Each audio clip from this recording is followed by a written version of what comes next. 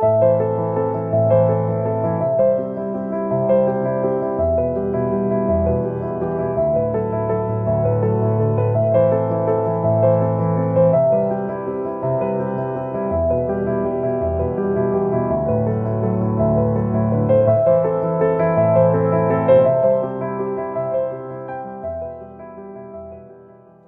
hello everybody. This is Don with the vlog of many things, and to my I'm Tom. left or right, I know. I get that whole stage. This is easy. I just got to point up. it's us, It's us. It's Eric. Tom, how you doing tonight? Hello. Doing good. Started back at work again. Good. So I'm tired. I'm like, oh, geez, I hate getting up early in the morning. Getting up early in the morning. Yeah. Yeah, you got time to make the donuts, man. Tonight, what are we talking about, Tom? Skynet. Skynet's here, attacking gamers. 10 cent. 10 cent? Is it tech? Hey, worldwide Goji Akai. TechNet? I love this guy. He's a Star Frontiers fan. And, and he hit the nail on the head there. Carrie, how you doing? All right. I'll let you guys handle the front end of this one. What the hell happened? What is the background on this? Tom, Eric, take it away. Well, Eric came up with the piece of news and alerted me to it. So I'll let Eric take it away first. Well, actually, I got this piece of news because, and of course, I should probably go backwards and get right back to the topic. David Shepard, Big Mac, reached out to me on Discord and said, hey, we had a denial of service attack at the Piazza, and you might want to spread the word. And it isn't just like last night when I was doing my live stream, I had douchebags in denial trying to attack who were typing out DDoS. Like somehow that makes it a denial of service attack. Real quick. Okay, just so everybody knows this in the audience. A DDoS attack is basically where a server is slammed with requests. And actually, for those idiots out there who do this and think that they're cute, if you want to go ahead and have the FBI investigate you quicker than threatening the president on live TV, do a DDoS attack and brag about it, because my friend Steve, who is a senior level security guy at Liquid Web, which is a major ISP, says that is the one thing that the feds will actually get immediately involved in if they find out it's happening. So that's a real dumb thing to do. It's very serious. So you got hit with a DDoS attack. No, I didn't. I got hit with an idiot attack. They were saying it. Yeah. They were saying that in the chat, spamming it. DDoS, DOS. Yeah, well, I'm just saying, I mean, it'd be terrible for somebody to point it out to the feds. And came onto my property. But this actually was 2 or 3 waves of bots to hit their server with excessive amounts of simultaneous download requests. Yep. Causing the server to hand out to time out, essentially. Yeah. It's serious shit. I mean, it can really cause havoc. Well, they were able to track down information about the bot IP addresses that made tens of thousands of requests today alone, and they come back to Tencent. Yeah. Now, if people don't know who Tencent is, it's a major Chinese company involved in the computer industry. They own a share or a percentage of Larian, the ones that put out Baldur's Gate 3. Yep, they were Baldur's Gate 3. About to buy out Larian, but they didn't. So, as was stated on the Piazza, some of the IP addresses were hitting our server were based in the U.S., others in Singapore, draining bandwidth that traced back to an organization called Tencent. and they believe it was a coordinated effort. Intentional or not, it was a denial of service attack. But here's the interesting part, and this is why I think it's interesting and notable for everybody who has a website or a forum in gaming. The most probable reason for this is that Tencent just launched an AI chatbot called Yanbao. Yanbao, yep. AI, and they need data to fill up the chatbot, and apparently that's what they're doing. So, just get the word out. You have friends on N-World, Dragon's Foot that are admins. Yeah. Forewarned is forearmed. If they're going, I don't think that they went into it with the idea of let's shut the site down. They were just like, go get everything, and they're going to get everything. But the funny thing is, this really breaks into something about AI. If you're telling AI, as an example, to go collect info, join a site, go collect info. Yes. That AI then is taken upon itself to do more. Yeah. So, I mean, we laugh about it right now, but let me ask this question among everybody, including our watchers. 4 years ago, was AI really on much of our radar as, in anything? Not really. Look how quick AI has become so much in our face and in the primary. Can you imagine another 12 months, 18 months? I mean, I'm not trying to sound Orwellian, but, AI, there's going to be, I think it's coming soon where you ain't going to want to piss it off. Yeah. Well, I mean, call me conspiracy theory all guy you want. Real quick, Science Smile, thank you for tuning in. I think Science Smile is new here, guys. He says, doesn't Tencent offer anti-DDoS services? Hard to believe that it can't be considered protection racket if they're also doing the DDoSing. Yes. And also, real quick, Science Smile made a really good point. Backtrace it and call the cyber police. Consequences will never be the same. Yeah, he knows about it. Not that he doesn't. I'm saying that right. Science Smile understands that. I'll tell you what, they don't screw around the feds with DDoS attacks. That is a very serious thing. Well, I was doing a little poking into Tencent, and you didn't piss it off, did you? Well, I'm about to get us slammed by a Chinese bot for sure. Tencent, there were some news sites that were talking about Tencent making it seem like it was not a Chinese company when it is. And they're like, it's trying to compete with other Chinese tech firms. Tencent owns WeChat, Wezhen. Okay, they own, which is the biggest app in the world. It's got 1 billion active monthly users. Keep chatting, guys. I got a question to ask my buddy. Sure. Yeah. So they've linked this Yanbao to WeChat, and it's as an AI assistant for those 1 billion. Now, probably we're talking Chinese users in China, right. But I mean, they're making it, and I'm reading some of these. And it makes me go, is this company owned by a Chinese cutout? It's owned by a cutout, owned by a Chinese firm that's reporting and making it seem very harmless. 10 cents. They're just trying to keep up with the Joneses. Tencent is actually very scary because they are considered one of the best companies. If you have 3 Communist Party member employees, you must have a board, a CCP board within your company. They are considered one of the best companies towards the Communist Chinese Party. They give the equivalent of $1 million towards CCP events throughout the year. I mean, they've been buying up Tesla. They own 5% of Tesla now. They've been. You mentioned the company that.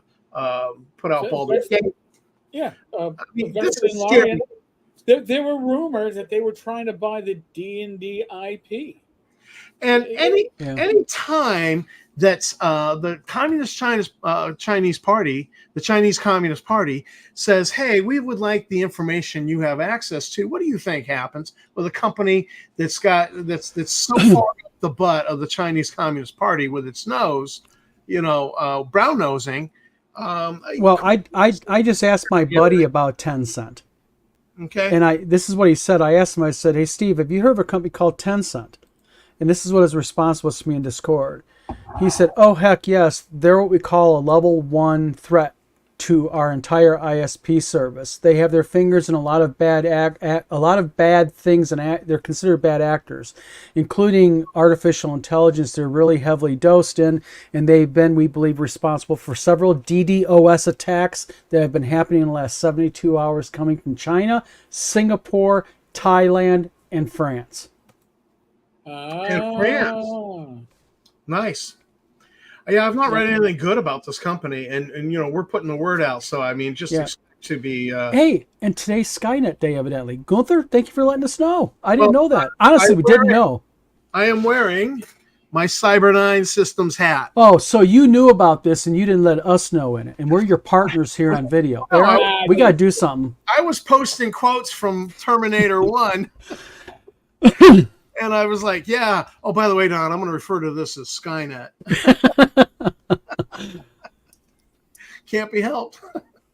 In fact, now that I found some missing miniatures, I got to go look for. Somebody had given me some Necrons, 40K Necrons. I got to go look for those because those are great Terminator stand-ins. And so I got to find that box.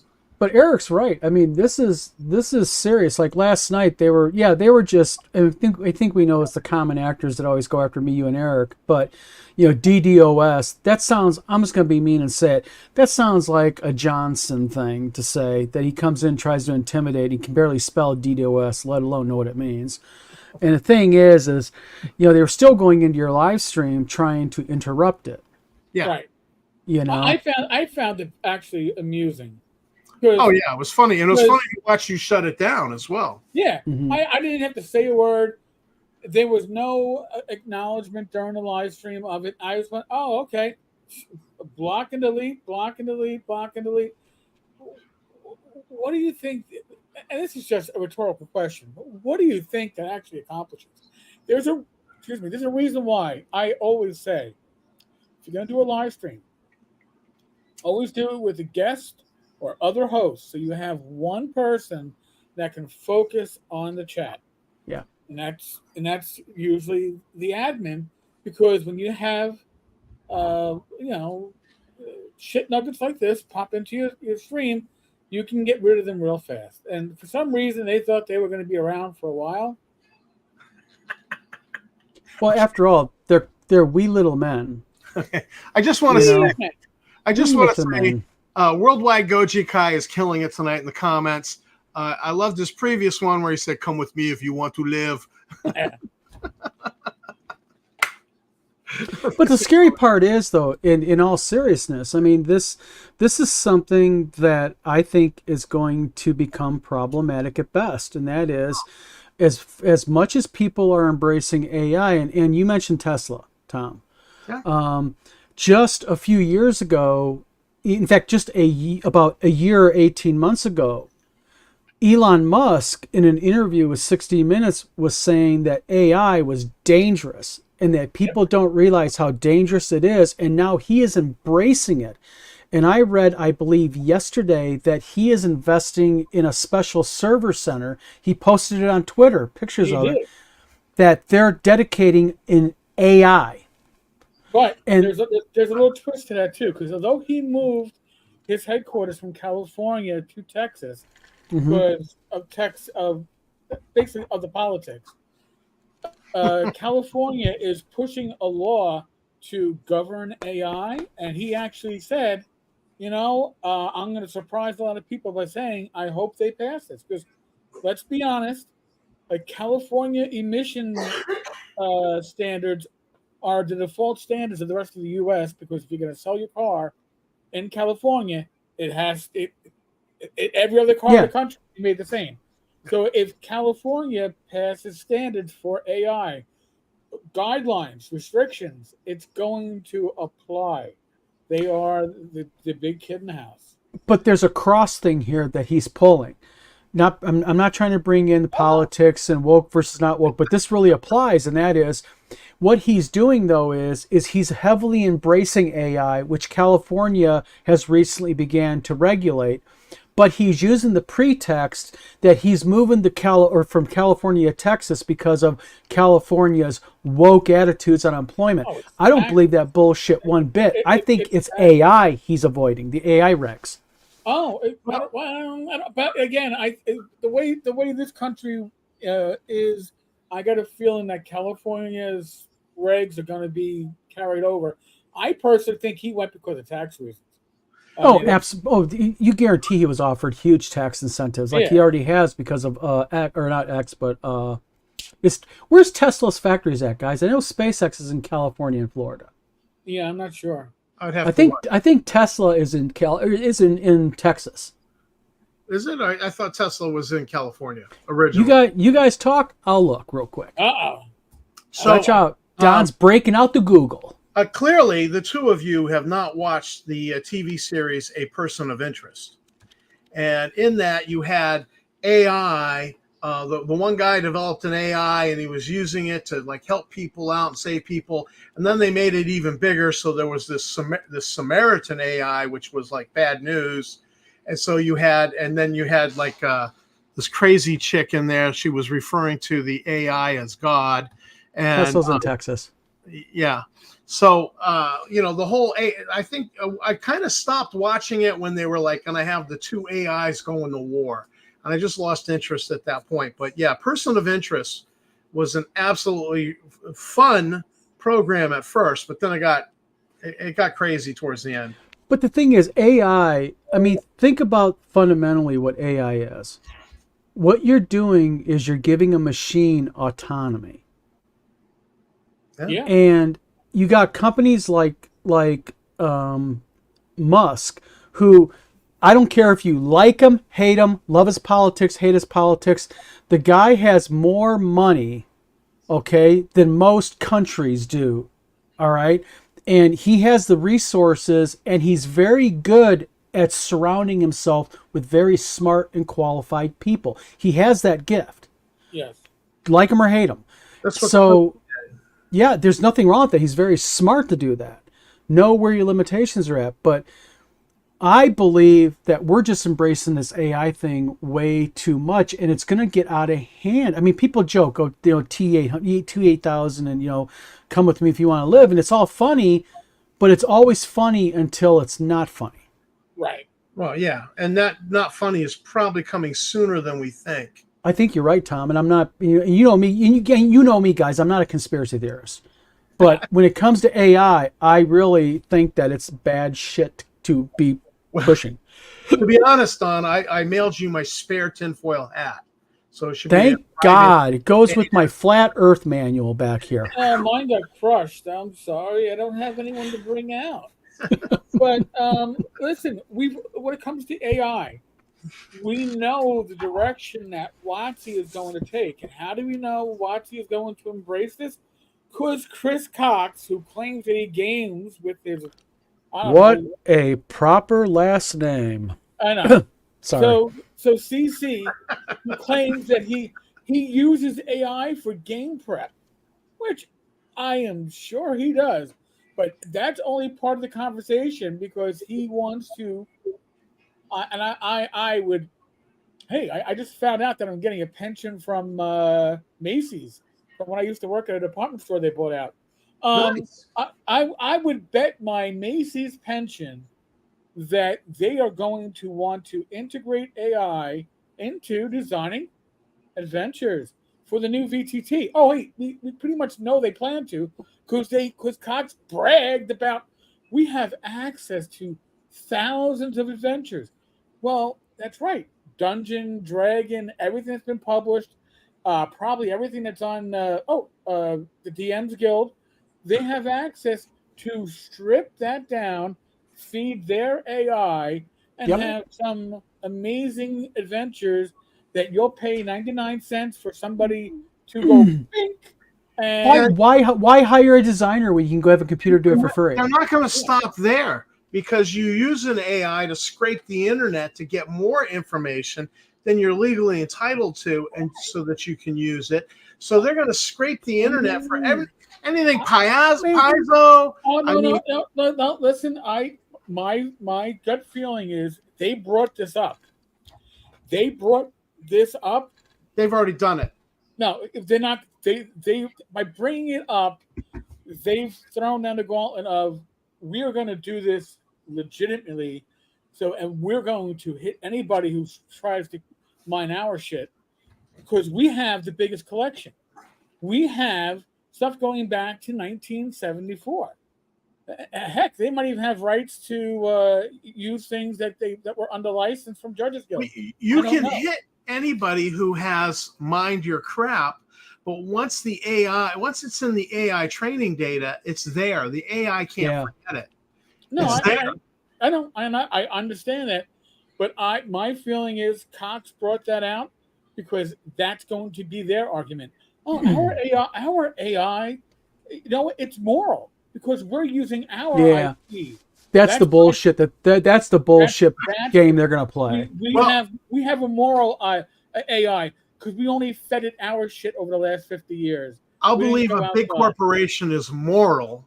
Okay, I'll believe a big corporation is moral when the Pope converts to being a Baptist. Well, I'm sorry. I'm not corporations saying are not moral. Amen. They're not moral. Here's the thing, though. They're not being moral because it's the right thing to do. They're being moral because this is how they have to sell it. They already know there's a pushback. Well, it looks good too. Well, guys, I have to ask. It has nothing to do I with. want to ask you this, Eric. Then, if we're going to go on this morality kick, were they moral when they tried to scrap the OGL? No, but if I may say something real quick, repeatedly. I think the point that Eric's trying to get to, though, is it's not the fact that they're being moral. I think what they're doing is they're playing the moral card. They're that way they can go, well, we're only using our own data to train our AI. Doing that, but I'm calling bullshit on it. I agree, 100%.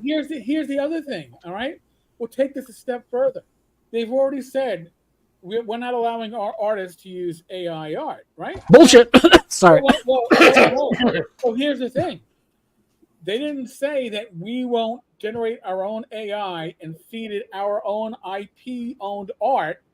So we could generate art that's Larry Elmore art and Clyde Caldwell art and all this other stuff. Darling artists. Tom Wham, whoever, because they own it. So they can take the moral high ground, okay? Because they don't have to go out and scrape other sources when they have it. And they can say, well, yeah, it's AI, but we're not stealing from anybody. But you know, from ourselves. But could you imagine instead if they did one other thing instead? And I'm going to talk. I'm going to put my little winky dink podunk Michigan publisher hat on here for a minute. Can you imagine if WotC instead did a call out and said, listen, we're looking for small publishers who are willing to give us 40% of all gross sales or net sales. And in return, we'll give you licenses to do the Descent into the Depths of the Earth module or Keep on the Borderlands. You know what they would do? They would have people like me lined up willing to sign agreements for 40%. But they don't. They're instead going to, and I agree with Eric, I think they're going to train their own AI models. It's going to show, because we've all seen what AI does in it. I have at least 1 to 2 modules or stories presented to me every month that is so obviously AI, I'm chuckling while I'm reading it. And they claim it's not. And here's the thing. What's so sad is they don't even bother to rewrite it. No, they don't. I mean, listen. We were all high school and college students, all right? We've all had that time where it's like, oh, wow, I really let that term paper is really long in the tooth. I got to get it done. I got to get it done fast. And maybe you crib from Monarch or Cliff Notes. And Well, ones that got caught are the ones that didn't put it into their own words because, I'm just going to, that sounded really good. I'm going to quote that. And you know it. Well, I got lucky because as a freshman, I did a few all-nighters where I was like, by the end of the morning, I was like, and this is before you could really do a lot with computers. This was, 1990. Oh, yeah. Yeah. Word processor. And I'm like this. Oh yeah, I was using a typewriter. It was a word processor, and you had a little window, and it had enough memory for a page and a quarter. So you had to type in the page, edit it in the word processor, and then hit print and print out that page. And then that page was locked in. And if you wanted to change anything on there, you had to retype the whole damn page. It was brutal doing term papers as a freshman in 1990. It was absolutely brutal. And so I learned from that. I said, you know what? I'm done with that. I'm done with doing all-nighters. I will start my term paper day one. I will hit the library in the college and I will start my research. And so long before the term paper was due, I had already written it, I'd already printed it, and I brought it to the professor. I said, hey, would you just go make sure I'm not off base? And he would correct all of the misspellings and punctuation, and I'd end up with an A because I'd retype that and get it, and it'd be a paper. And so I just learned to do things early. But these people, it's like when you operate in a forum for a long time, you get to know somebody's style of writing. And I was on starfrontiers.us for a long time, more than a decade, interacting with people. And I could tell if I was reading something, I'd be like, Larry Moore, Woot wrote that, or Eric Windsor wrote that, or Tom Stevens wrote that. I could tell because I knew them, basically how you would know a pen pal. I could recognize their writing. And so when you tell me you recognize AI when somebody sends it to you and they don't even bother to rewrite it, I'm like, hell yeah, that is the way it is. Absolutely. but the thing is, the problem is that there's the essence of it right there, is that so many people now are utilizing it. They're defending the use of it.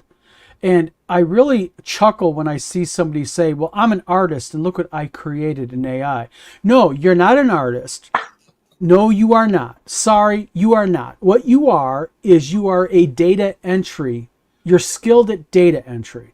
You can manipulate the verbiage of statements and sentences and descriptions to get what you want. You're not creating jack shit. What you're doing is, as a matter of fact, you're kind of insulting people who are artists in fact, you are insulting people who are artists by saying you're an artist. Amen. I know artists who were insulted by. And I'm going to say, I'm going to mention a name because I have no problem mentioning his name here on live. And that is that moron, Dave Johnson. This is an idiot who sits there, thinks that he can go ahead and he can use AI to create his custom book covers and album covers. And his novels. And his novels and his audio stories and all this weird stuff. And I know exactly what he's doing, like his last little fiasco that he just got done canceling is, write me a story that's similar to Space 1999. Guaranteed that's what he said. Well, yeah, now he's doing a RPG, but whatever. Oh, God, he's back doing that now. Yeah, and he's using the name Alex Stone.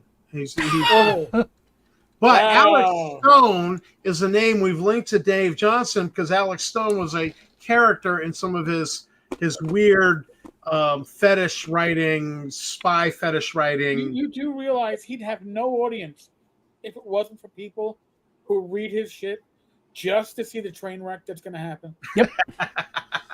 If it wasn't for us, nobody would read it.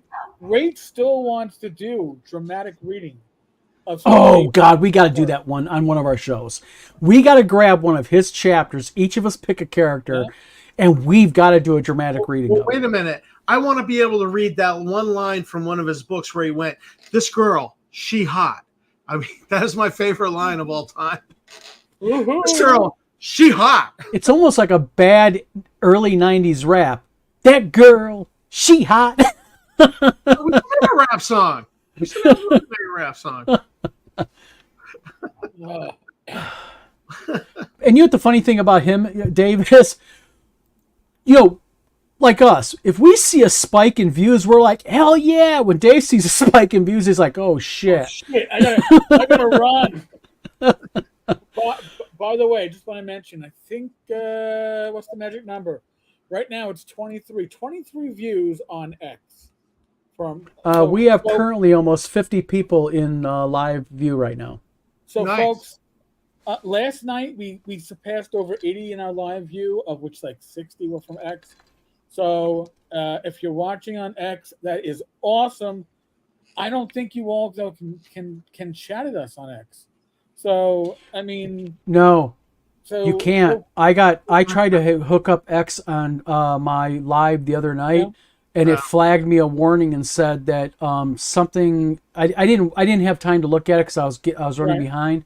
But I guess you can't comment you from have, X. with X to do a live on X, you have to be a paid subscriber. Oh, that's right. Yeah, that's what it was. That they changed that recently. So But I gotta say, X has been driving a lot of traffic on the live streams. I do appreciate it. We all appreciate it. Yes, we do. Thank you. If you're watching the YouTube channels, you can actually like yell at us or Yeah. whatever. You can insult us. You can do anything you want. Just don't say DDoS. DDoS. I just All of a want- sudden, everyone's going to start saying DDoS in the comments just to be smart ass as you watch them. If Okay. Cal Vanoni was here, you know what he'd be saying right now. Oh, my Sorry, God. Cal, I'm picking on you. I just want to speak to this comment right here from Science Smile. The prayer is AI, make me an instrument of your trolling. Nah. The St. Francis prayer.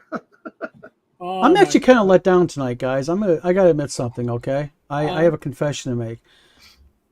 VGA PMI 1895 is not in here insulting us. Well, we didn't really cover him, and I did advocate that we cover him, but you guys seem to be a little bit. No, I'm fine with that. Oh, the RPG Anonymous posted. Yeah, What the I'm hell is yes. Oh Let's. wait. Allegedly. Tom, you got a screenshot of it? Well, You know what? We can talk about anyone we damn well please, because the purpose of this vlog is for critical review, critical discussion, and we are protected under those laws to do that. All right, I'll find Scott, how you doing, buddy? Scott, just real quick, a little bit of housekeeping here. I got your message earlier. Thank you for the video. And I think I messaged you back. There. Okay, I will do a share screen. Okay. you found it before I did. God bless you. Well, Eric, let's face it, we're banned from all their pages, so it's hard to say. Yeah, that's it. Oh my God. There you go. Zip. So, this is from Dungeon Hobby Shop Museum. So we know who that's from. Allegedly, the same person that we suspect to maybe be. I don't know if you want me to say it. Oh, go ahead. I mean, we're allowed to discuss here. We're not Well, slandering my or disparaging opinion anybody. is that since the court case in Washington makes it clear that anybody posting on Dungeon Hobby Shop has to be Justin Lanassa, this is obviously Justin Lanassa posting this. VGA PMI, I suspect, my opinion, purely my opinion, is Justin Lanassa. I could be wrong, but you know. And real quick, I want to make a statement, just to be clear. We are not accusing anybody of specifically being anything. We're not accusing anybody of any inappropriate behavior. We are merely offering commentary and our own opinions, and it does not reflect any type of thing upon the vlog of many things or anything else. We're just offering our opinion there. And let me make another thing, because this invokes anonymous, you know, the whole like Alcoholics Anonymous, you know, the narc Anonymous, and, you know, any of those groups that are trying to help people. Those are really good groups. You know, they are damn fine noble groups is what they are. And the 12-step program, you know, has a wonderful track record. So in no way do I want to make it seem like I'm taking a dump. Yeah, we're not comparing any of those programs with this post. So this post, here's what I raised with this post is if he is role-playing games anonymous, you know, Alcoholics Anonymous is that you're trying to get, deliverance from alcohol. Yes. So this would make it seem like he's trying to get deliverance, you know, you know, But my question is this. He does this all the time on his social media. First of all, what does this have to do with the museum? What does this have to do with the history of tactical study rules? And not only that, but okay, role-playing games anonymous. It doesn't link to anything, and there's no description about it. well, maybe he has seen the light, and he's had a coming to Jesus moment, and you know, he is trying to make amends for all his many sins these past couple of years. You know, hey, you can laugh. You can laugh. Let me put my nuts in the door and slam it a few times. All right. Now, just because I literally just went on Amazon and ordered a Magic 8 Ball because it's the only way I could get answers to any of this shit. It will probably say, future, future is hazy. Try again later, or some crap like that. but the thing is, what is this? That's my whole point. What is this? Well, here's the thing. Well, this could be him. Alcoholics Anonymous is the alcoholic. But Role-Playing Games Anonymous, it should be Role-Playing Gamers Anonymous. If this is serious, I'll tell you what this is. Or is this a Freudian slip because anonymous male? Well, it could be that. Oh. But if it's at all serious, I would say that this is his admission that he is powerless, and he acknowledges that he has a disorder and he has no control over himself. Would you not agree that those statements are true, Don, Eric? Hold on real quick. Gentlemen, we owe this man a round of applause for this comment.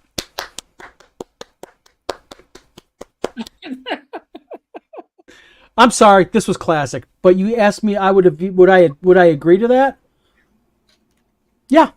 That he's powerless and Yeah. that he's got a disorder. I would say yes. I would agree with him. So if this is his honest admission that he, following a 12-step program, I wrote notes on the 12-step program today.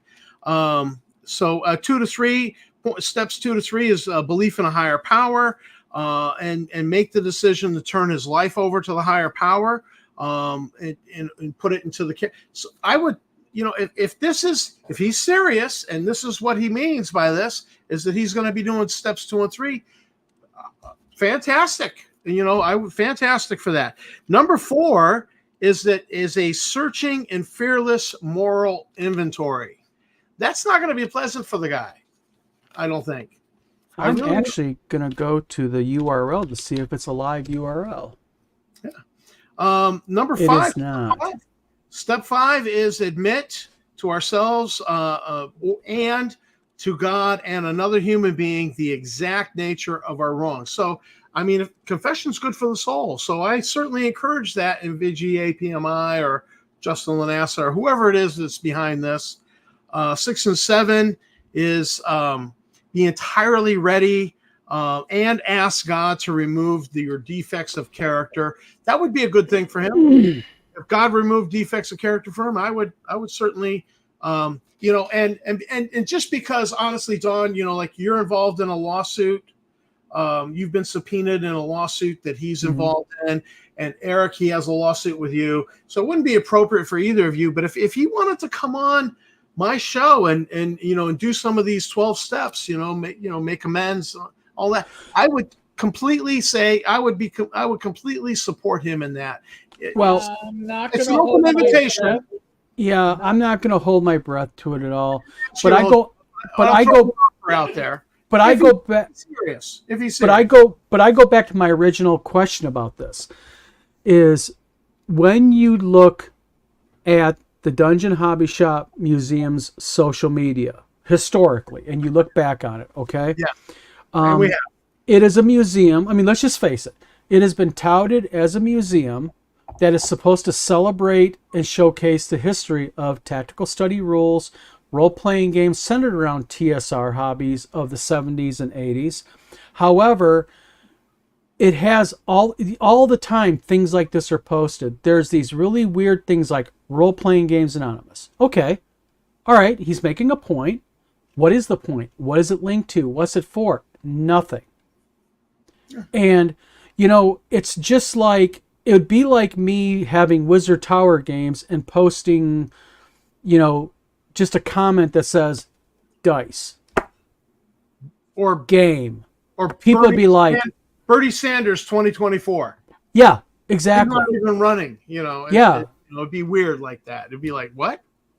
Yeah, so I guess I don't understand the whole point of role playing, because I just got done looking into it online for a moment.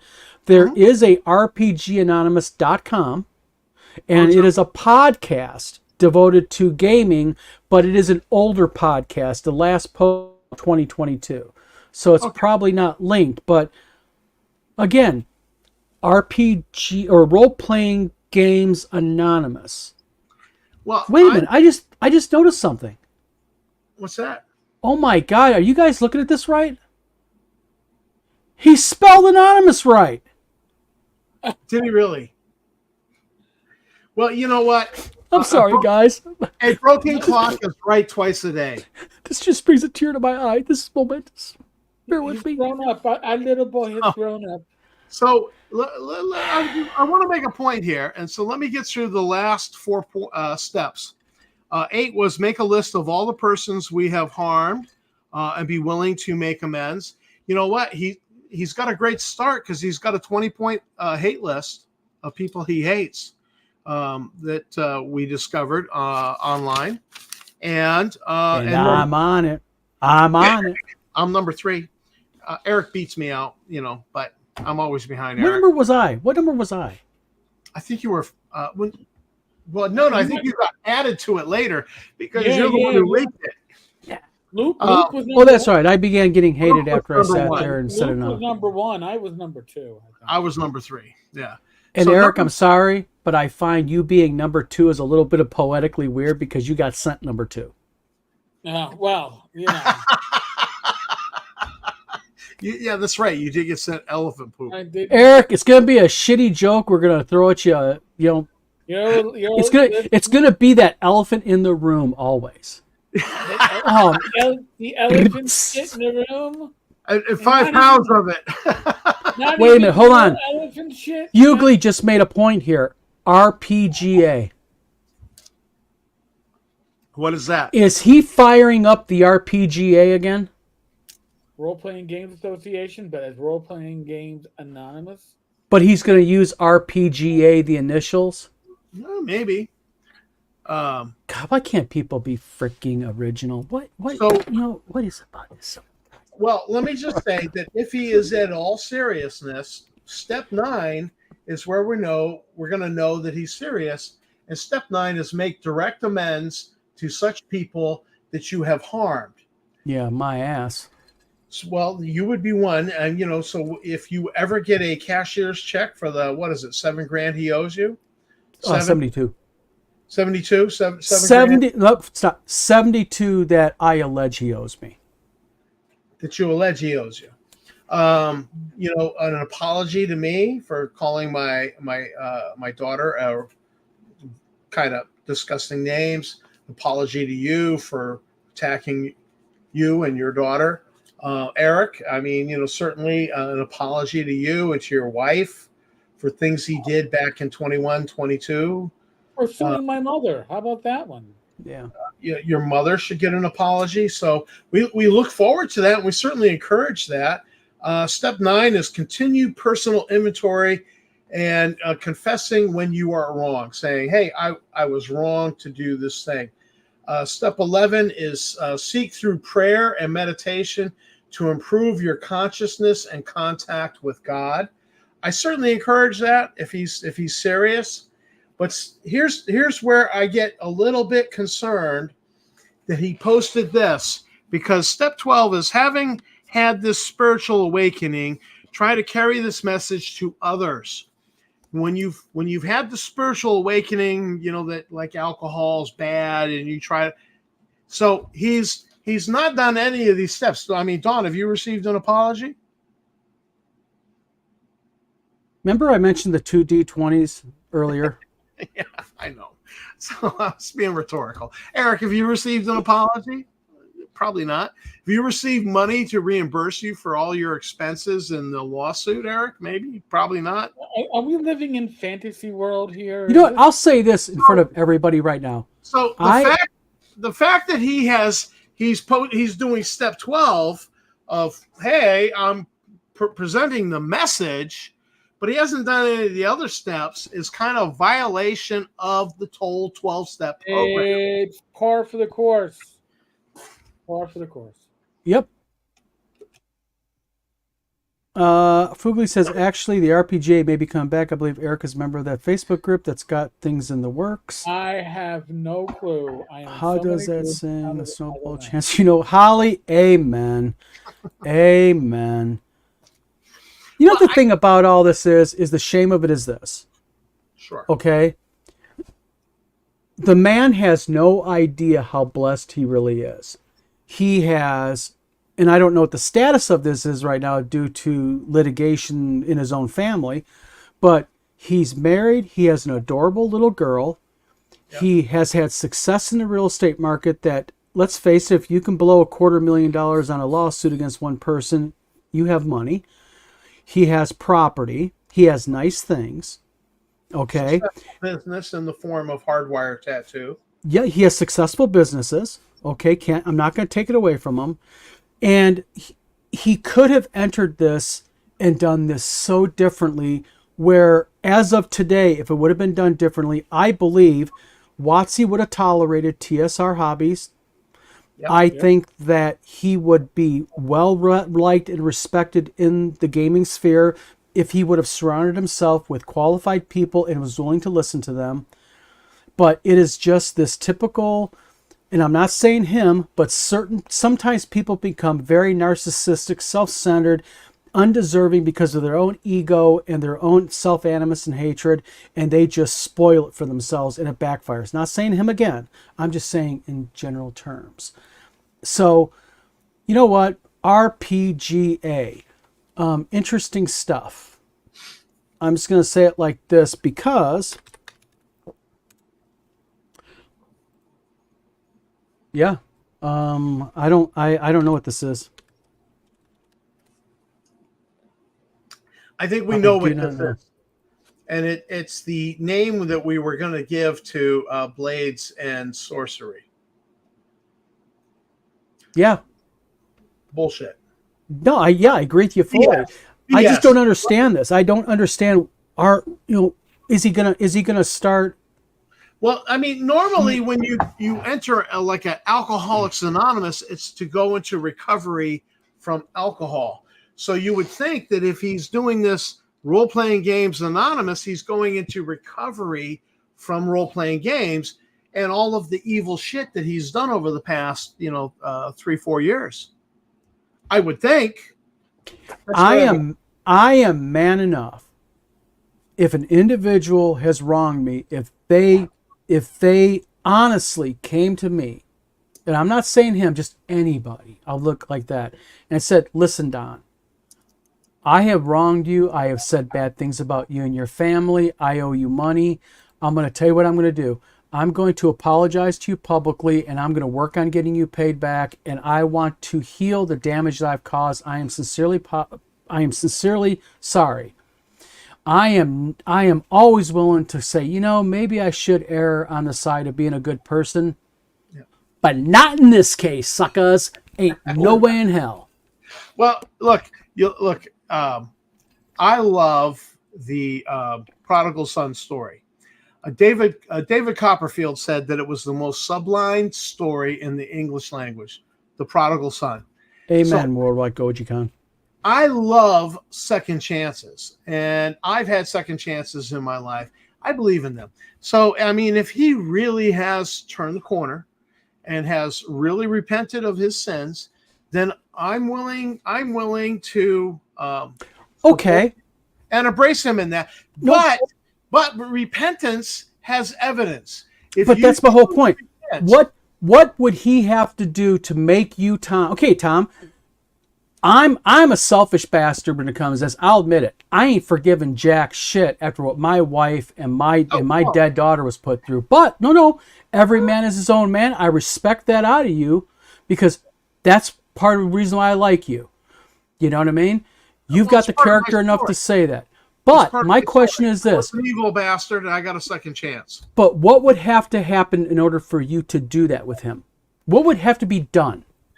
I think a public confession, and I think if he sent you a cashier's check for $7,000, 7,200, you allege 7,200. If he sent it for seven grand, I'd be like, Don, forgive him the 200, let it go. You know, because I mean, honestly, you're not going to see that money. I don't care about the money. That's my whole point. To No, I me, the get it. money is absolutely It's the moot. abuse. But making amends is about righting the wrongs you've done for the evil you've done. And if he's actively trying to do that, and he's actually putting his money where his mouth is, and it's not just bullshit lip service, then I'm gonna have to. But see, to me personally, this is the way I look at this. You know what? I'm a grown ass man. Call me bad names, make fun of me, smash me, tear me down. You know what? I'm man enough to shake your hand if you're man enough to say you're sorry. But I'm going to tell you where I draw the line. You go after my wife, you go after my dead daughter, okay? Then guess what? There is no forgiveness. There's no nothing. I can forgive on me. Well, Don, I get that, and I would not push you on that point. But I mean, if he was making some sort of effort to make things right, and he made amends to you, then I would be a little bit. I would be like, all right, look, the guy's making amends, because you know what? I mugged a guy before I became a Christian, and I forgot about that. And then God brought it back to my mind, because you know what happened? I had a car accident with the very SOB that I had mugged. And so I happened to know where the guy lived, so, you know, just through the documents.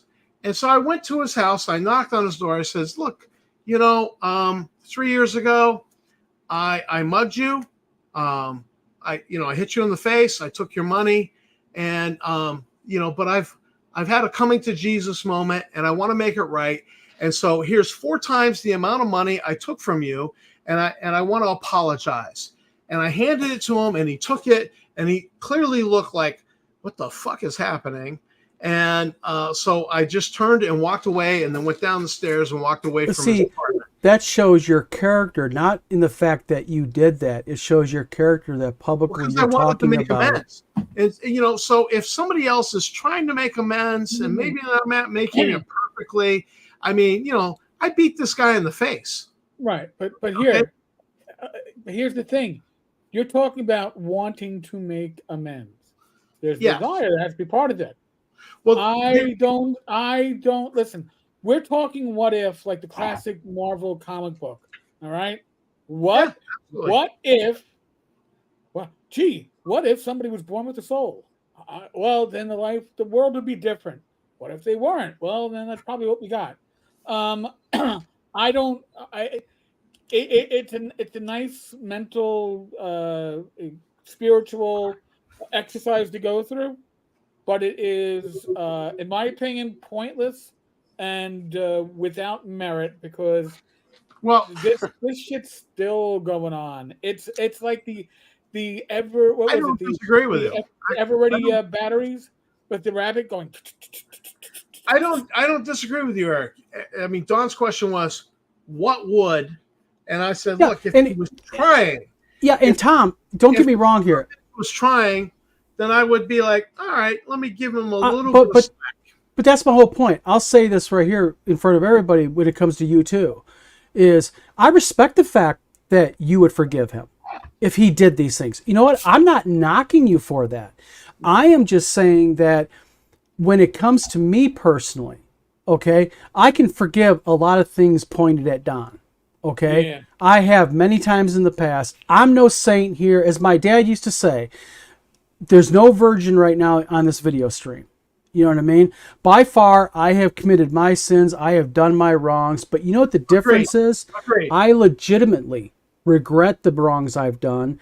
I've atoned for the wrongs I've done. And I take actions to make up for the wrongs I've done. But this is the thing. I have never, ever, ever attacked a dead child. I have never attacked a child with disabilities, and I've never went after another man's wife. To me, I'm not over the speaking limit. to you. Yeah. In that, and it might be different for me if I was in your position. I might be like, honestly, I don't know what it's like to be in your position because you're in a unique position. So I don't know what that's like, but I just know what my story is, and my story is about second chances and getting those second chances. Sure. And if if he had a true coming to Jesus moment and he repented, and repentance has fruit. But kind of like back to the subject, though. I mean, in Rick thing, what could this RPGA thing mean? Role playing games anonymous. I mean, is he going to start a club? Is it a? Well, I think it's personally, I think it's bullshit. But I advocated that we treat it as how you doing, Ryan? serious, because when you treat it as if it is serious, it's kind of funny when you get to the end of it. Well, that's Ryan, we apologize to you. If you start watching the video from the beginning, you'll kind of get where we got here. We're all kind of laughing, joking. Nobody's mad at anybody here. We're kind of in the religious part of this video, and the beginning part of this video is a little bit more political. So you might want to go there. But in all seriousness, what could... Politics and religion are the big FUs. Okay, kind of like segue into something different here. Speaking of RPGA, for the people watching this video, and Eric and Tom, especially you two are really, really plugged into the ethera of gaming more than even I am. Do you guys think that something like the RPGA, there's room for an RPGA type society out there? Do you think people would want to be a member of it and partake in it and contribute to it? You mean anonymous, not association? Yes, the RPG. I'm talking about like the old. How it used to be? Well, yeah, like not so much like it used to be, but a club-like, society-like, where people could join. And I'm not advocating doing it. I'm just saying, what do you guys think of it? Do you think there's room in our hobby for something like that? People would be interested? Eric, I've talked a lot. You take this one for a minute, and then I'll I'm gonna take it for. I'll take it for a minute, and then I'm gonna have to. Yeah, you got a book because someone among us three actually does gaming every week. God, I'm jealous. You got 3 minutes to get in there. I game every other week. By the way, I'm going to throw this out to the two of you and include your wives. I'd like to do a session with us. We don't have to broadcast. Yeah. Live stream. I want to do Call of Cthulhu using a starter set. Ooh. I think that's something that our different. wives will enjoy. Real quick, I'm going to admit I'm a virgin here. I've never played Call of Cthulhu. I haven't run anything in Call of Cthulhu since the early 90s. So I had Oscar Rios run me through a Call of Cthulhu Invictus, which is like ancient Rome. And I was like, how do you beat Cthulhu with Roman weapons? Amen, Scott Mulder. Amen. I got you. There you go. Yeah, well. But Eric, what do you think about this? I think that under the correct stewardship, I think it would have to have the backing of a number of companies across the spectrum, and it would have to be politics free. And one of the issues with gaming right now is that there are companies, publishers on the left, on the right, that believe politics is more important than community. Yes, right? sadly. You're correct. Amen. So I don't preach it, Eric. So that's why the tavern has a no politics and no real life social issues. Does it sometimes travel out of that? Yes, but we try to keep it that way. And that was Frank Metzner, I give him credit, who said, this is what you got to do. And he was so right. Because when you keep the talking about gaming, then it puts us together. When you make the talking about politics, all it does is divide. I have a strong suspicion you have an opinion about politics. And I find it funny when people say that you are like betraying the cause because you refuse to have an opinion about politics. And you know what? I've known this man down below me now for what, Eric, 2.5 years? Yep. And you know what? We talk just about every day via PM and at least a few times per month on the phone. And we have never talked politics, except maybe Eric might once in a while mention, I'm neutral, I don't get into it. That's the extent of my discussions with politics with Eric Tenkar and Tom Burrell. We've come peripheral on politics, you and I. Yes. But we've never gotten into it. Yeah. And I have strong suspicions where both of you lie. I don't care because I like you guys. That's part of life. But listen, my favorite quote from Inappropriate Characters, the live stream that ended, but hopefully there's more to that, was Grim Jim a couple of years back when they were talking about me, and Grim in his wonderful British accent, which I cannot imitate, was like, Tenkar is so neutral, it's pathological. That is a fucking compliment. I was like, that is what you want to hear when it comes to gaming. On that note, holy crap, I got 6 people already waiting in the Discord side. So I'm going to drop out into the Discord. See you, Eric. It was a pleasure. Eric, keep watching thanks. Keep watching on Twitter. We'll give the update, the numbers. There are 26 viewers on Twitter right now. You all are awesome. Thank you. It made X viable for me. So thank you. Eric, have a good game. Eric, It's not a game. It's just a chat. It's just it's like still, this, man. but with the community. So we just See, that's cool in itself. Yeah, I've been doing that. I've been doing that for about 10 years. we endorse community. Absolutely. All right, folks. We also endorse miniatures. Talk, Eric. The thing is, though, is this Community. the sad part about it is, and I'll use Venger Satanis as a good example. People were talking about Venger the other day on Facebook, and about his, declaring that he was no longer publishing and everything, and it kind of devolved into this. See ya. Don't let the door hit you in the ass and all this. And all I made was, and you might have seen the post I made where I said, basically, love the guy or hate the guy. He's a very talented game designer. And I think part of his problem was his politics. I had one person on Facebook unfriend me over it. I mean, come on, man. I mean, too much political divisiveness that's in our community. And maybe we need an RPGA-like society. Tom, you remember this? Remember when me, you, and Eric were talking about firing up this? You remember that?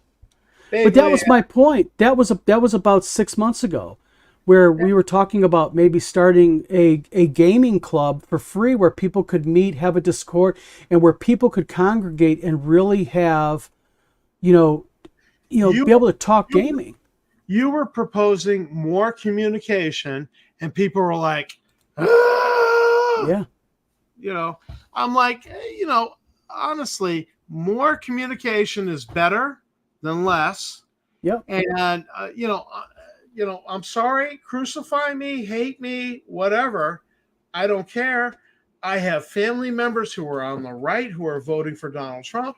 I have family members on the left voting for the other guy, for Joe Biden. Excuse me, Kamala Harris. Yeah, brain fart.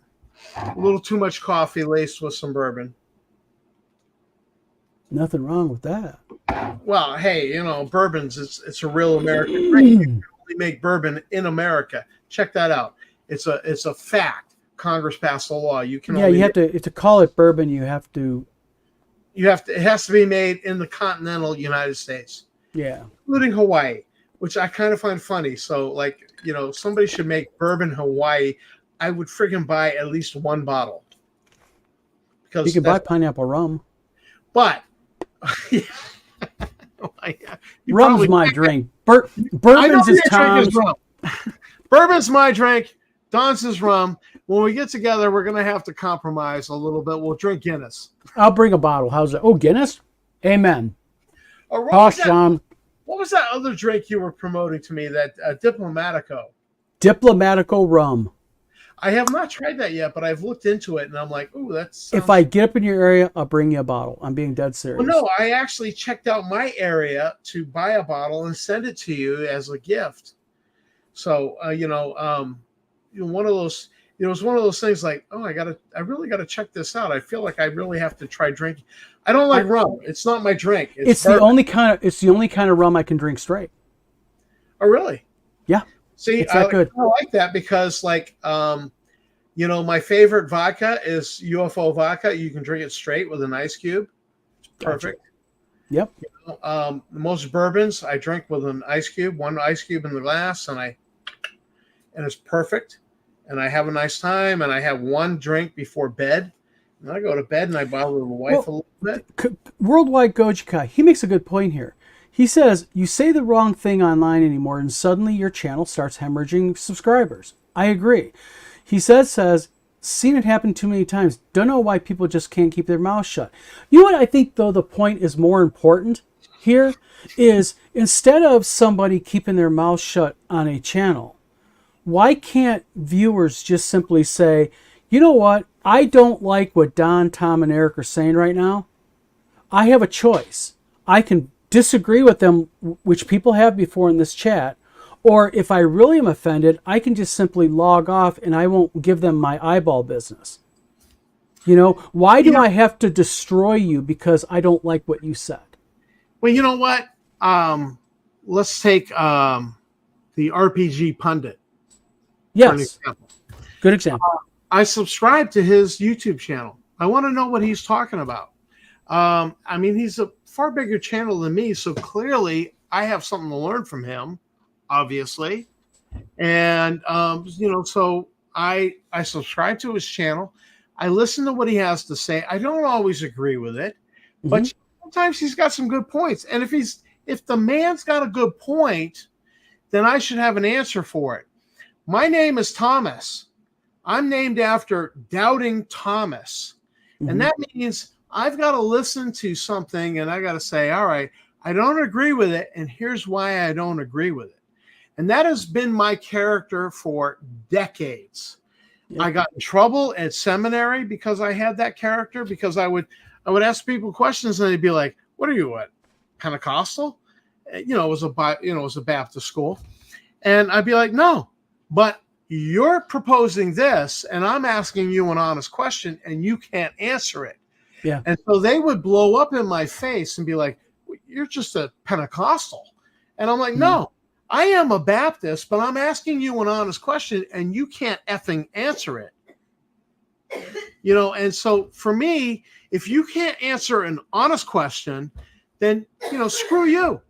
I don't have to pay any attention to your opinion, because you're afraid of answering an honest question. And I'm simply asking honest questions that are logical based off of what you've proposed. And if you can't do that, and I find Venger, who, he's a bit extreme, he's a bit far to the right, but he does have a logic to his thinking. And if I cannot answer his logic, then my answer should not be, well, F you, Venger, not Venger, Pundit. RPG Pundit. F you, RPG Pundit. I got to ban you. No. I need to do a little bit more research and thinking and have a better answer. And or you have the option that if you are really in disagreement with him, all you have to do is hit unsubscribe and you don't got to go to his channel. Or you could freaking just mute him for 30 days. Yeah, that's the whole point. You have a myriad of options, but instead what people do is people say, I do not like Don's comment. I do not like Don's content. So instead, I got blocked on. Or I want to see his channel taken off YouTube. And see, that's the thing with me. That's why, and you're on my friends list. We've been friends now for quite a while. You can look at my friends list. Look at who I have on my channel. I have a myriad of everything from people who don't believe transgenderism is real to people who are transgender. I have flaming liberals and I have staunch conservatives. I have people who are blatant, outspoken atheists, and I have people who are hardcore Christians or hardcore religious. Why? Because I like them as people, and I don't have to hate you because our religious religions don't line up, or you voted for somebody I don't like. I don't need to do that. Why? As long as you don't attack people on my page that are friends of mine, or as long as you don't disrespect me, because I'm not disrespecting you. You know, if my mother and father were still alive, one of them would be voting for Biden and the other would be voting for Trump. What would you expect me to do? Should I disown my parents? F you. I'm not true. I agree with you. You know, look, I love both my parents. I know one was a dyed-in-the-wool Republican and one was a dyed-in-the-wool, Democrat. And I asked Dad after Mom passed away, I said, Dad, how did you make it work? He goes, well, your mother just knew enough to keep her mouth shut. And he was just saying something funny because it was funny, but it was not true. It was not that Mom knew enough to keep her mouth shut. Yeah. You know, he was just saying, he was taking liberties of the fact that she was dead. Yeah. Okay. I'm just saying that. And I just kind of laughed when Dad said it because it was funny, and I knew he was taking advantage of the fact that Mom was dead when he said that. Great. Okay. I still took care of my father. I did not always agree with him. I still love my mother. I was there when she died. I held her hand. I love that woman. Okay. And I did not agree with her politically. And I held the hand of my father when he passed away. And I did not agree with him completely. Mm-hmm. Okay. Yeah. I have more sympathy with, a former boss who's a bit libertarian. And, okay, fine. Look, I love my family. Politics does not trump family. And anybody out there who says, you know what, politics should trump family, screw you. You have a problem. Well, I mean, that's the thing with me is that I think that, everybody has their own personal rules. You know what I mean? I have a friend on Facebook that literally has made several posts in the past, and I like her, as a person, but she makes posts things like saying that if you voted for or if you were going to vote for Donald Trump, get off my page, or that type of stuff. And my view on it is you know what? It's just like the same thing as a game. When you come to my home and we've got 6 people around my kitchen table, okay? And I got a pot of chili on the stove, and we got game books out. The last thing on my mind is, who did you vote for in last election? I want to know about, this is the adventure. Tom, what character are you playing? Hey, Sue, what are you playing? What are you doing? When I grew up, we always visited my mother's cousin. My mother's cousin, to me, in the 1970s, looking at her, she looked like a male truck driver. I later, as I, grew some maturity, figured out, Mom's cousin was probably something, sensitive. And what was she? If she was gay or whatnot. That meant it was Mom's cousin. She was probably gay. Okay, yeah, hey. We went to visit her anytime we were in Maine. She was on the list of people we were going to visit. We went to her house. We visited her. Look, that's Mom's cousin. That's family. We love her and we care about her. And F you if you don't accept her. I don't care. That's my family. End of story. It's end of story. I just don't fucking care. But it should also transcend over to, Tom, and I know this is with you. It should transcend over to your gaming table, because what is the one? And this is why I think D&D took off so quick and so fast, because D&D was one of those unique games where, like when I was younger and I was playing, we had a kid on the football team was in our group, and I'm not being like making something up to be cool. I know this story. I love it. Yeah. And the thing is, his only rule was, don't tell people in the school that I'm playing with you guys. And we didn't care. You know what I mean? Because why? I would love to have a guy like that in my Yeah. RPG game. Like, all right, yeah, we keep it quiet. Yeah. So plays with Yeah, us. he would come over my house, or we'd meet over my friend Lance's house, Lance McGraw. Isn't that weird? I can name the people I played D&D with when I was 13. Yeah. Dad and Darren played D&D with me when I was 13. Exactly.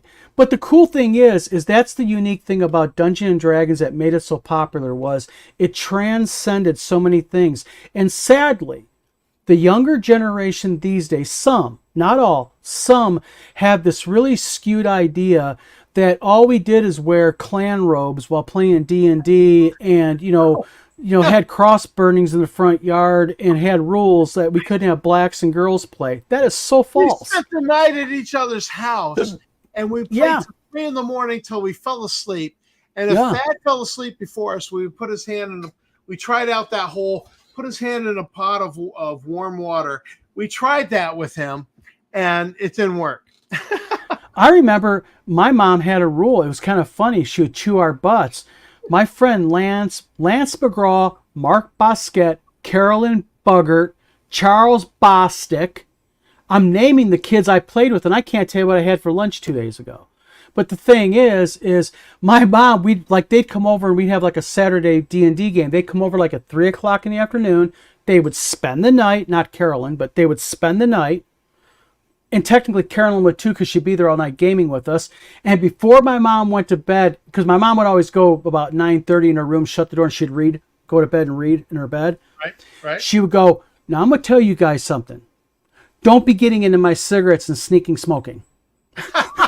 And my mom's other rule was, if you guys are going to make something and dirty the kitchen up, I better wake up and that kitchen better be clean when I wake up in the morning.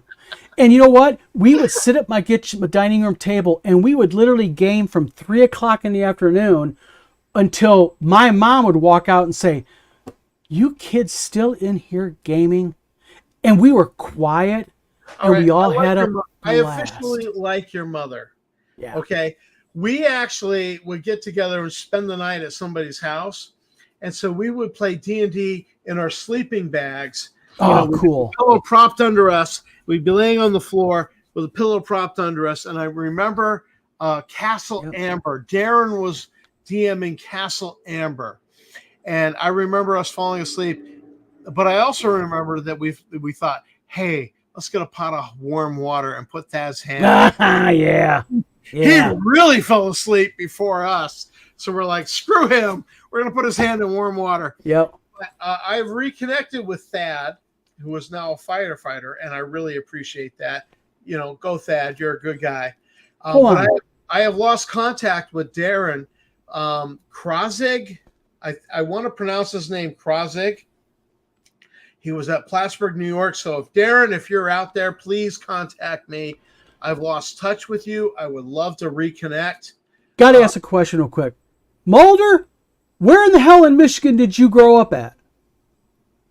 Because when we lived overseas in the UK, then we came back in my late teens, we moved to Madison Heights, Michigan, and then to Homer, Michigan. Where'd you live at, my friend? I'd love to know. While he's answering that, I just want to say snipe hunting was a thing in the Adirondacks and the Boy Scout troop I was a member of. Troop 88, Plattsburgh, New York, Plattsburgh Air Force Base, New York. Troop 8 doesn't exist anymore because the Air Force Base is gone, so the sponsor is gone. But snipe hunting was a thing, and they got us tenderfoots out there in the field, banging tent stakes together, and trying to get the snipe to come. And it was just the older scouts screwing with us, but it's good fun. Yeah, I'll tell you what, but that's the whole point that I'm trying to make is, look at us, mid-50s old guys sitting here talking, and look how much joy we're getting talking about when we were 12, 13 years old playing a freaking game around a dining room table with our friends. D&D did that. Don, I would say you and I are not in agreement religiously or politically, but we're in agreement game-wise.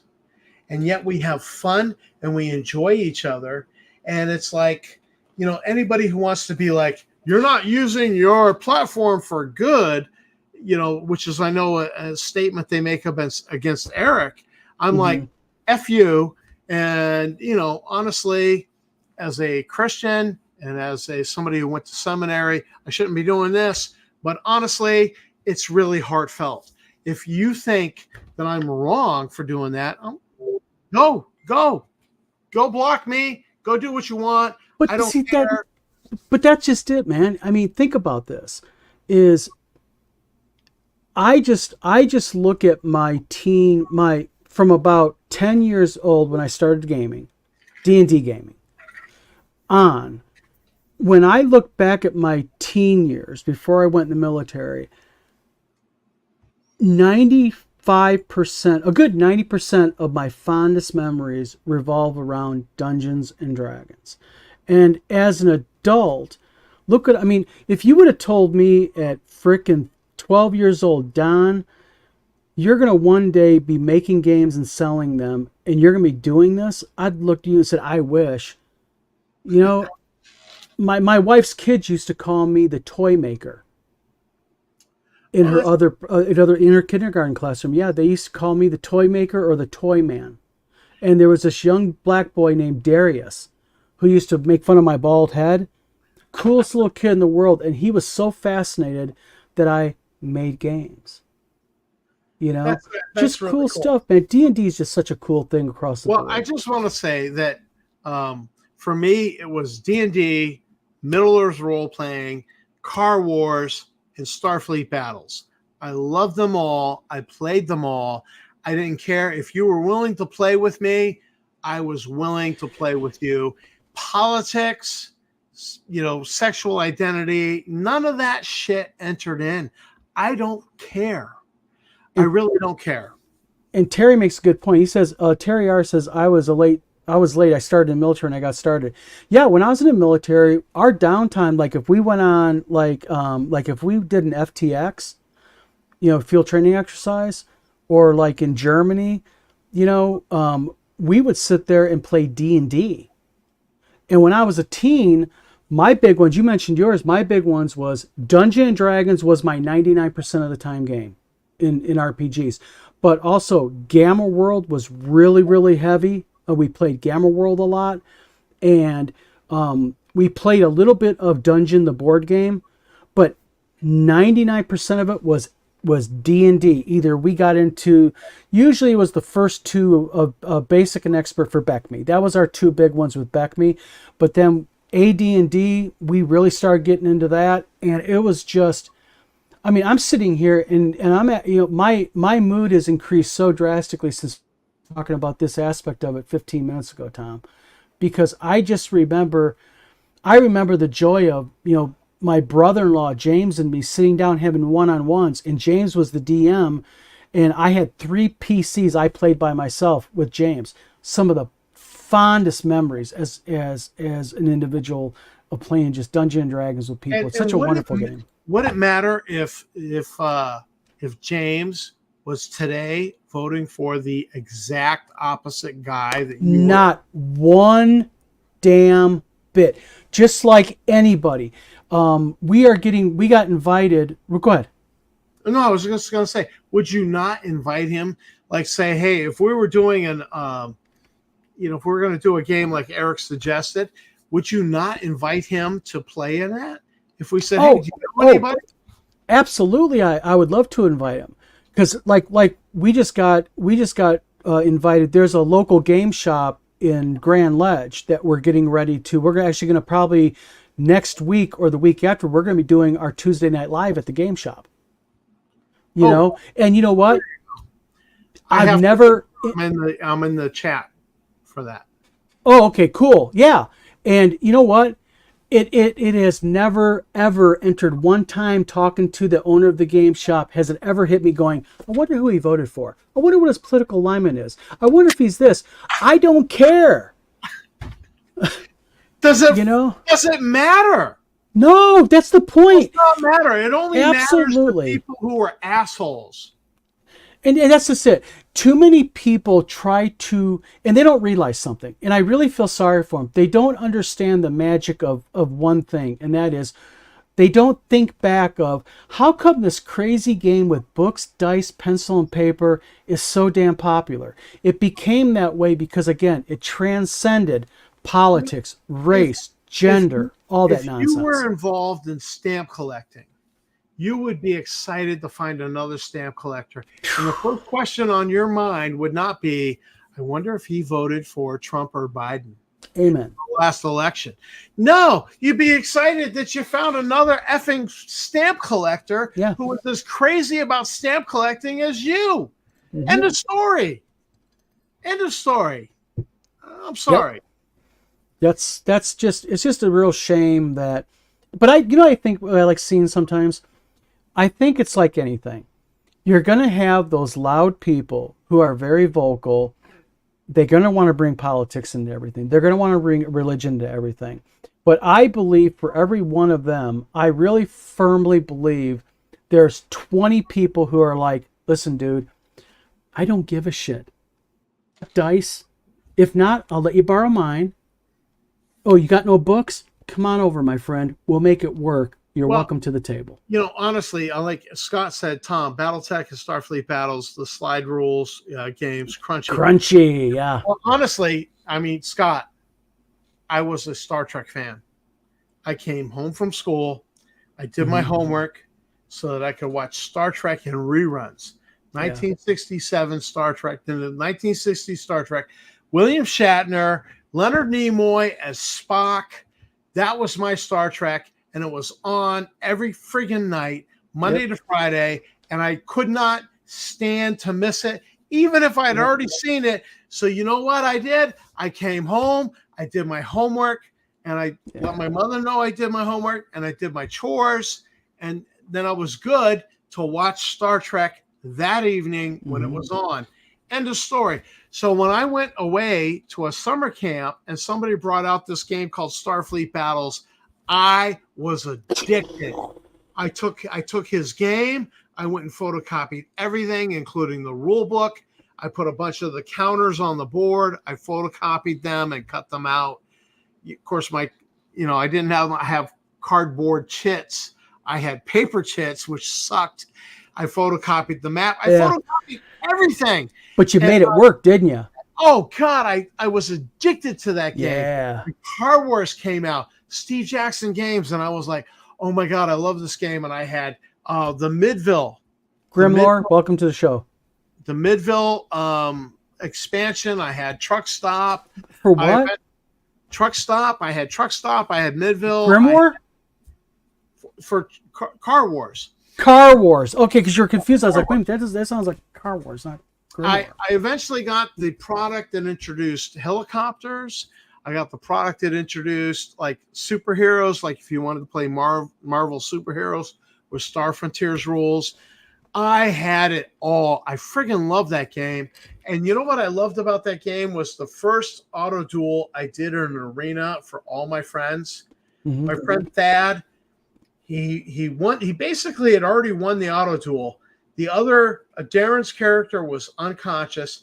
Thad got out of his car, walked over with his pistol, and shot Darren in the head. And I thought, oh my God, that was weird. And this is a friggin' cool game that just happened. And I was sold on the game. And I don't know why, because that's kind of dark, you know. You know what blew my mind about D&D and RPGs, especially D&D? This is the thing that, and it wasn't me who discovered it, was my buddy Lance. When we kind of got around to really getting into the rules 100%, and we found out that, you know what? We can change anything that we want about this game. Like, we can literally change the rules. It's not against the rules. It literally says you can change the rules. And we just, as kids, sitting there, at 10, 11 years old going, because remember, we growing up, everything was rule-based. I mean, you had to follow the rules. There was this. What was the first rule you changed? First rule that we changed was, oh God, I think the first rule I scrapped.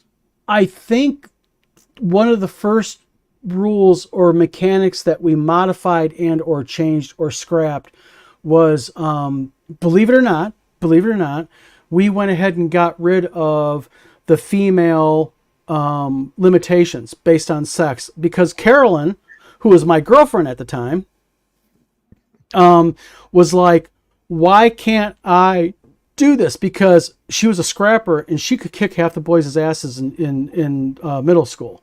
And it was just like, we started kind of adapting with that. And I'm not making a political statement or anything like that. That's legitimately, I think, one of the first things, because we had a female gamer in our group, and she was like, oh, come on, guys, why can't I I'm not going to sit there and do this, you know? So, Well, yeah. I started with AD&D, with Basic Expert, Moldvay Basic. Yep. And of course, we bought all the AD&D rule books as they came in, without a doubt. I mean, the minute Darren got something and I didn't have it, I was like, oh shit, I got to mow some more lawns. I have to get that. Got to keep up with the Joneses, man. Got to keep up with Darren. It was awesome.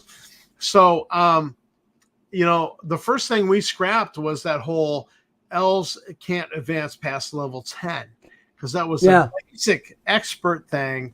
That was not an AD&D thing. We nixed back then. Yeah, we mixed off level restrictions. Is what one of the things we did too. Oh yeah, I think everybody did. I think absolutely.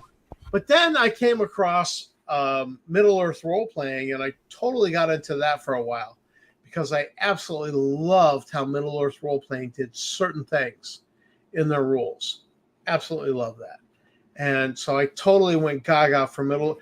But I only played one Middle Earth role playing game where this one guy was being a pushy SOB and telling everybody else what to do. And then, so we did character creation, and he was being a butthole, basically. Yeah. And so then we started the sample adventure they put in the rules. I went ahead and used that. And in the first fight in the sample adventure, he rolled a critical. And so we rolled on the table, and it said that you broke your weapon and you shot and you wounded yourself. And so I said, he was using a bow. I said, you broke your bowstring and you shot yourself in the foot. And because he was such a pushy SOB telling everybody else what to do, they all laughed. Yeah. And that was the end of the game for him. He was like, "Rrr!" and it pissed him off. So that was the end of the game. And the game ended, and all these other players who were not committed to the game but thought that was funny had laughed, and it drove him out of the game. And of course, they didn't come back to the game. So that was the end of my Middle Earth role-playing camp, my first Middle Earth role-playing campaign. It ended that way. But it was funny as hell because everybody laughed at him. I was irritated with the guy too. The fact that he was so pushy, telling everybody else what to do. And I was like, dude, let it go. But you know, that was part of the game back then too. You always had the sensitive jerk. You always had the rules lawyer. There was always a rules lawyer, and there was always some guy who felt that everybody should make the game just for him, and kind of like everybody how to create their character. Yeah. Ordering how they look, your character's your thing. Make your character. I don't freaking care. You want to play a wizard? Fine. You want to play a thief? Fine. You want to play a fighter? I don't care. Make your character. And that was what I was after, but he was telling everybody else what to do. You got to do this. You got to do this. Nobody liked it. And when he shot himself in the foot and broke his bowstring, it just, the whole room erupted in laughter. And that was the end of our campaign. But it's a great memory to me. I remember that with fidelity. And I love that memory because that was it. We never saw that guy again. He never came and played D&D with us. He never played any other game with us. Yeah. Most of those people were not committed enough to D&D. No. But in all fairness, that brings a good point. And we've already been on here by an hour and a half. Oh, have we? Yeah. But the thing is that brings up an interesting thing, and that is, but also not everybody was into D&D. I knew a lot of people, we'd have people come in and they'd want to really join because they've heard so much about it and they really wanted to get into it. And there was two ways this happened with us. There was the bad way. You get a new gamer, you're happy, they're a really cool guy or gal, and they play a session and they just kind of like not show back up. That's kind of like the bad way. The good way is when you had somebody that prepped before they played. You know, mom and dad made a little money more than the average kid's parents at that time did, and they'd come, you know, I have all the books. They would play, not like the game, and they were like, hey, you want to trade these game books for some baseball cards and football cards? Absolutely. You know? Yes, call me a materialistic bastard who took Because advantage. I would have been that materialistic bastard right along with you. That's right, man.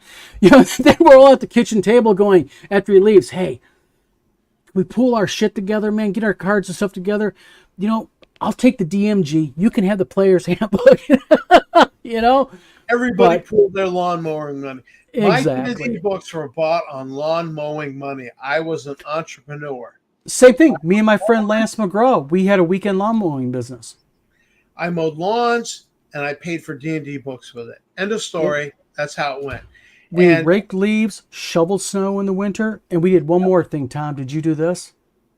And you'd never see a kid do this today. And we made more money doing this on a Saturday night than mowing lawns all weekend. You know what we did? During the holidays, we'd go door to door and we'd sing Christmas carols. Are you kidding me? Nope. They'd pay you off just to shut you up and get the hell off your porch. They'd do it. You knock on the door, they open the door. Can I help you, young man? Jingle bells, jingle bells. And they'd be like, oh, you just see the look on their face. They'd throw you a couple bucks to shut you up. That's serious. Listen, if I ever get access to time travel, you know what I'm going to do. Do it, buddy. We did it. And I'm not joking. We did it. And, you know, no joke. You'd at the end of the evening for a few hours, you'd be ice cold. But I am not joking. In the early 80s, between me and Lance, we would split easily 70, 80 bucks in an evening. And you know how much money that was back then. Do you know how many times that would have to happen to me that I would be doing that like every opportunity? Oh, we did it as a joke. Playing it was I think we started it by a dare by somebody. And after about an hour and the money that we had, and people don't understand something, the newer generation these days, a $20 bill back then, you were rolling in the cash as a 14-year-old or 13-year-old. Oh, well, you know, I had an uncle who would always give me a McDonald's gift certificate booklet for Christmas. Oh, I remember. And that amounted to $5 worth of McDonald's for that Christmas. And that was like a meal and a half at $5. Yeah. And I thought that was the greatest deal. I looked forward to Uncle George's gift. It would be in a card. It'd be a $5 gift certificate booklet, because you know each certificate in there would be $1. And so you would tear them out and you would present them, because Mom would never buy McDonald's. It was against her religion.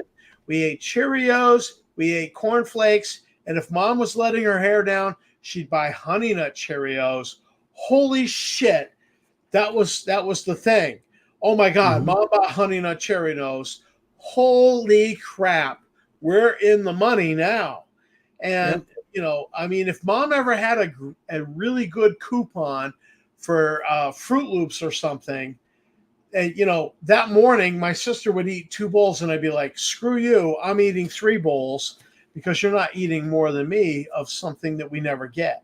Well, you got to figure that was back in the day when, you know, my mom would give me £2.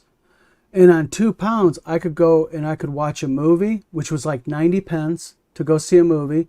And that remaining £1.10 would go ahead and let me get like a popcorn and a soda. We're talking about £2, British England, you know, equivalent to about probably $2.75, $3 US at the time. $3 US. Yeah, I agree with you. Because I lived in England, you know this. Yeah, so did I. I lived in England in my senior year of high school, which was 1985, 84, 85. And yeah, absolutely. But if you were on an American airbase, you had to have American dollars. And you had to have English pounds in your wallet. Yeah, see, your dad was in the Air Force. You were a base kid. I Yeah. wasn't. My dad was retired Army. My dad worked for Fields, which had a Middle Eastern So contract. So you we only lived in had the to UK. deal with a British money. Yeah. So yeah, £2 absolutely sounds right to me Yep. as an American kid who would, because when I turned 18, what was the drinking age? Yeah. 18. 18. So I went, a couple of the kids from the village took me to the pub, and we had And in a lot of classic, I'm talking about the small village pubs. As long as you were tall enough, they would serve you, and you Yeah. don't get stupid. They didn't ID me, but you know what happened was as I was paying for a round of drinks, for a round of bitters for me and my two friends, and I knew I had a £5 note and I had a $5 bill in my wallet, and I accidentally took out the $5 bill, handed it to the Yep. bartender, thinking like, yeah, just keep the change as a Nope. as a tip. You outed yourself, didn't you? To go back to shooting darts, and the bartender's there looking at this $5 bill like, what the hell? And my friend quickly stepped in and said, he's American, like he's American, it's okay, we brought him here. And I'm I'm sorry, no, here's a £5 note. And it was totally embarrassing.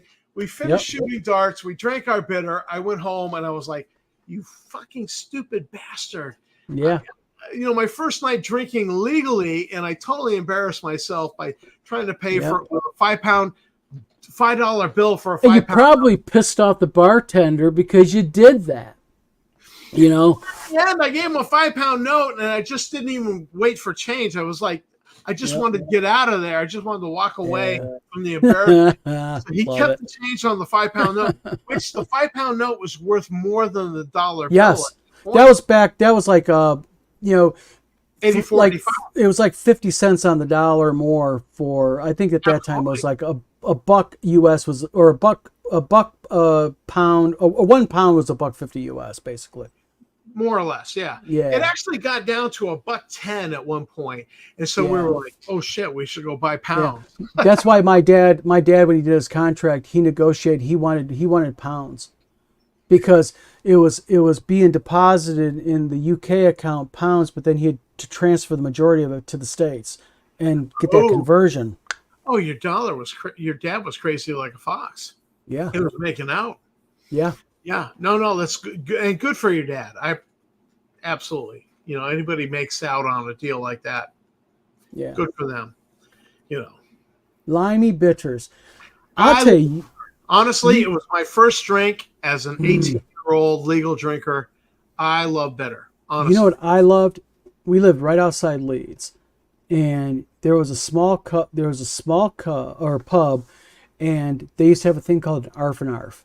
And what an arf and arf is it is a half pint of bitter, and they top it off with usually Guinness or a dark stout of some type. And they call it an arf and arf.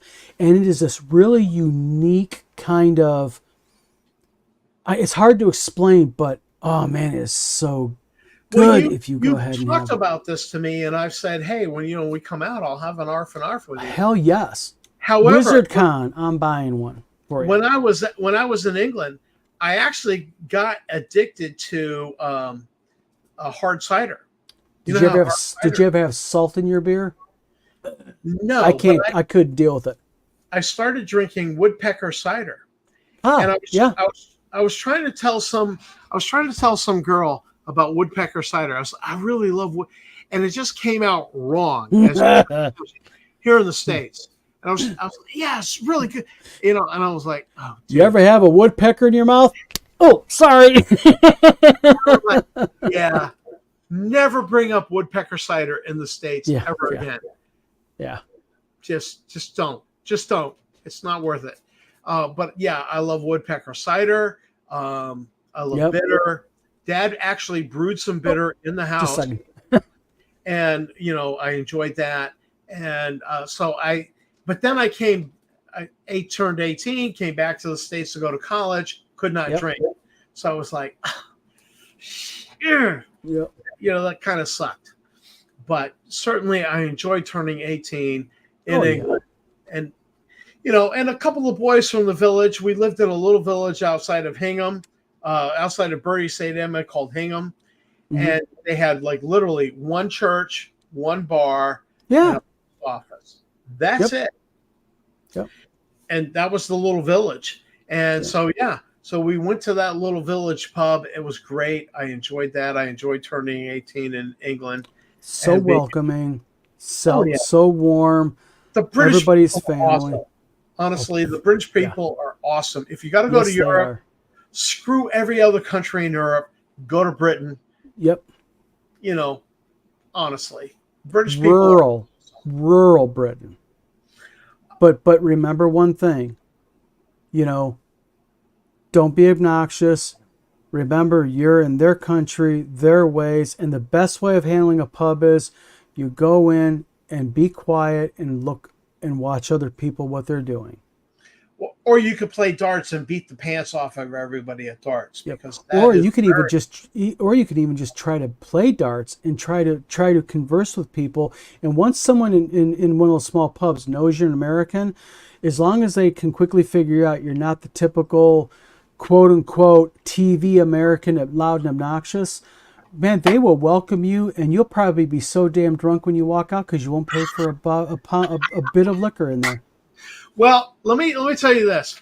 I went to a Catholic school for 3 years, and my parents actually made arrangements for me to still graduate from that Catholic school, even though I would not be meeting all of their requirements.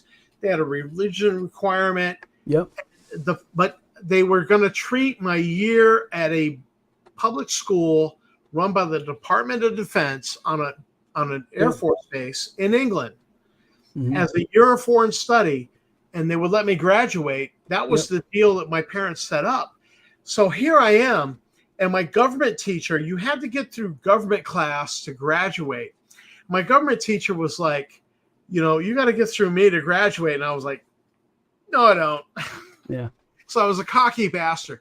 But he had this saying, if you act like Bubis Americanus, because he was also the senior class advisor.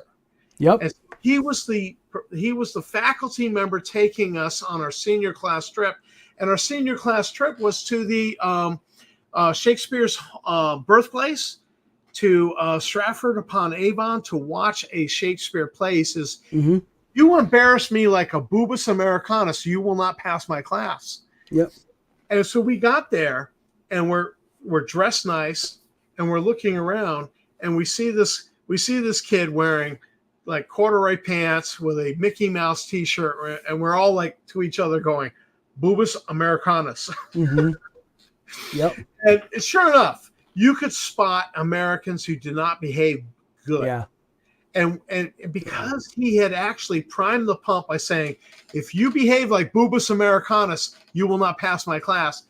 Even though I didn't have to pass this class because I was going back to the States to graduate from a Catholic high school, and I didn't care. I still behaved a certain way, and I was just as much like everybody else going, Bubis Americanus. Because you had respect. Well, yeah. And I liked the teacher. And, the funny thing is that this teacher had a picture of Ted Kennedy you came in through one door to go into the classroom. You went out through the other door. That door had a picture of Ted Kennedy. And eventually somebody asked him, why do you have Ted Kennedy above the door? And he said, because your generation will elect him president. And I thought, what the hell is that? So then I, on my own, went and started researching Ted Kennedy and that informed a lot of how I thought politically coming out of high school. Yeah. It made me think critically about what candidates were proposing. I'm not going to vote for this guy just because I live in a state that everybody's Democrat and they're going to vote for Ted Kennedy because he's the golden child. Screw that. I'm going to actually look at people and what they say they are supporting. And so that was how I began to form my critical opinion. And it differed from my father. I did not grow up in a home and just adopt my father's politics. which was very common to people who had grown up in Connecticut, like my father had. Yeah. And so it was a very different thing. And so I had a very, very liberal, libertarian mindset from the very beginning. And you cannot accuse that high school teacher of indoctrinating me. He simply made very simple statements that made me think. And I always appreciated that about him. Mr. McCullough was the teacher.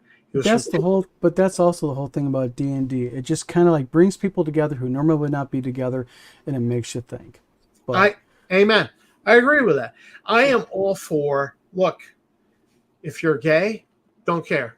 Come and play at my table. Who cares? If you're Republican, you're Democrat, come and play at my table. Behave yourself. If you're Democrat, piss off the Republicans. If you're there you go. Piss off the Democrats. And if you're a libertarian, look, I got your number. Don't piss off everybody else. The point, yeah, and that's the whole thing. Behave. Let's all be a bunch of friends. Let's all game. We're here for a common thing. Let's all enjoy ourselves, and let's leave the bullshit at the door. Yeah. Get in your pickup truck, get in your car, and go. You're all for AI, okay. But if you're Chinese and you're not all for AI, you're also welcome. Absolutely. But you know what? Let's be kind to each other. Let's not be assholes. And you know what? That is a good note to end this show on. Amen. It's going on 2 hours. All right, Tom. Awesome evening, man. Hey, it was great talking with you, John. Yeah, and everybody in the chat. I'm going to need a text message from you. Who are you voting for? Exactly. Yeah, I must. We're going to have a session 0 after we get off this show here. And I don't care because we're a constitutional republic, because whoever you vote for has no impact on who my state supports. Well, I'll just be blunt here. I'm going to tell you exactly who I'm voting for this next election. 2024 November, Mickey Mouse for president. All right. I'm not voting for Mickey Mouse, so screw you. But you know what? I know you don't care. So there you go. All right, guys, everybody in the chat, thank you very much for sticking around and getting all the chat and everything. Without you guys, again, the show would be nothing. You guys really add the content. You get us down rabbit holes we normally not get around, and we very much appreciate it. Well, we rabbit holed at the end, so whatever. Exactly. You know what? But it was fun. And you know what? We kept an audience doing it. So see, people do reminisce. People, I think, can relate more than they can. You know what I mean? Hey, so everybody. Memories of high school. I love memories of gaming. Amen. I appreciate everybody who actually contributed to that. Absolutely. And Worldwide Goji Kai, you rock, dude. Grimoire, thank you very much. Scott Mulder, thank you very much. Oh, geez, who am I missing? Well. Terry R., the Science Mile. Oh, geez. Fugly. I mean, I can go ahead and I can go on and on. Oh, yeah. Holly Max 79. How can you not love Fugly? Yep. So, everybody, you all have a good Labor Day weekend. Stay safe. If you have a long weekend, throw some gaming in there. And to those of you who did ask a question about if we ever start a game, many things are going to start transpiring now, and maybe start getting maybe a once every couple week game going. That'd be great. So again, yeah. So everybody, you guys all have a good weekend. And I am Don. This is Tom. And this is the Vlog of Many Things signing off. And everybody, have yourselves a good night.